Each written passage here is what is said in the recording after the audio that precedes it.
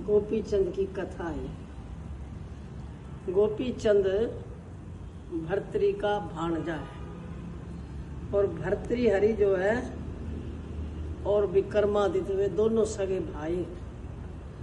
भर्तृहरि उज्जैन के राजा हैं और गोपी चंद का और भर्तृहरि का गुरु गोरखनाथ है दोनों का। जब गोपी चंद योग लेने लगे उसकी माँ ने उसको उपदेश दिया, जैसे हमारी माता जी ने हमारे को दिया था कि पुत्र, वो भी राजा है गोपी चंद भी, कि पुत्र जो मृत्यु है वो सबको खा जाती है, ना जवान देखती ना बुढ़ापा देखती। तुम्हारे पिताजी जवान उम्र में स्वर्ग सिधार गए और मैं चाहती हूँ कि तुम योगी बनो और तुम मृत्यु पर विजय प्राप्त करो। तुम्हारे मामा भी योगी बने हुए हैं। तो गोपी चंद की माँ ने जब उन्हें योग लिया, गोपी चंद ने उसकी माँ ने 3 शिक्षा की भिक्षा दी। जब सन्यास लेते हैं तो पहले जैसे गुरुकुल में जाता विद्यार्थी छात्र पढ़ने के लिए, तो उससे भी पहले भिक्षा मंगवाते हैं उसकी माँ से, पिता से, चाचे ताऊ जो भी है रिश्तेदारों से भी, वो इनकार न कर सके। तो सन्यासी जब सन्यास लेता है उस पर भी भिक्षा मंगवाते हैं, क्योंकि सन्यासी भी भिक्षा लेके खाता है, उसको मधुकरी बोलते हैं भिक्षा को। तो उसने माँ से भिक्षा ली। माँ ने कहा कि पुत्र, हम तुम्हें 3 शिक्षाओं की भिक्षा देंगे। गोपी चंद ने कहा माता दीजिए।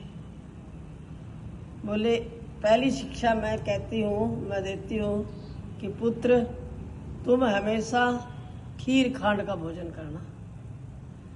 तो गोपी चंद ने कहा कि माता खीर खांड का, अरे हम राज छोड़ रहे हैं, खीर खांड कहाँ में मिलेगी, हमें तो कई बार बासी टुकड़े भी खाने पड़ेंगे।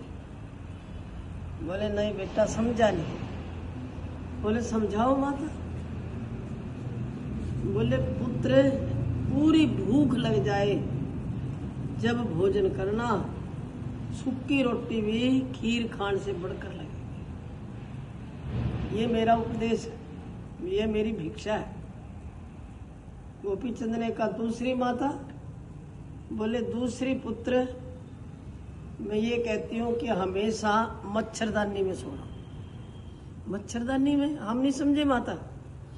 मच्छरदानी तो मंजे पे लगेगी, तख्त पे लगेगी और उसके लिए लाठी भी चाहिए। और हम फकीर बन रहे हैं, राज छोड़ रहे हैं, कहाँ फिरेंगे हम ठांदे ठांदे तख्त ये मंजे। बोले पुत्र समझे नहीं। बोले नहीं माता समझाओ।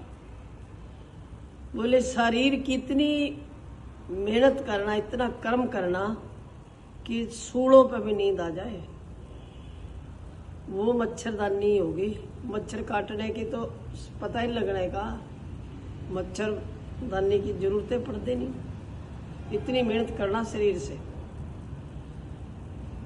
बोले तीसरी माता। बोले तीसरी भिक्षा है बच्चा, मैं ये कहती हूँ कि हमेशा किले में रहना। किले में माता, किला तो हम छोड़ ही रहे हैं। बोले नहीं पुत्र समझे नहीं। बोले समझाओ माता। बोले मैं ये कहती हूँ इंद्रिय जीत रहना, मन को और इंद्रियों को बस में रखना।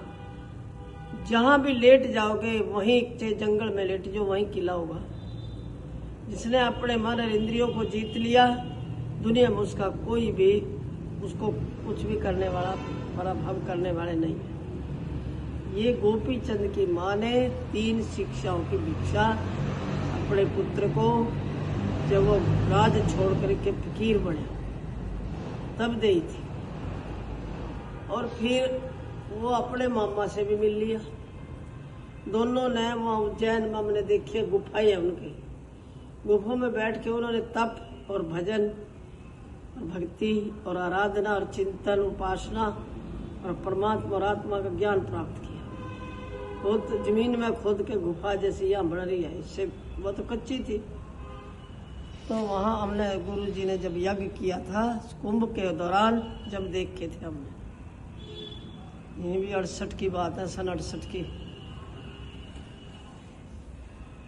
तो भर्तृहरि जो थे वो राजा थे, उसकी रानी पिंगला है, पिंगला उसका नाम है रानी का। और भर्तृहरि और एक विक्रमादित्य दोनों सगे भाई हैं।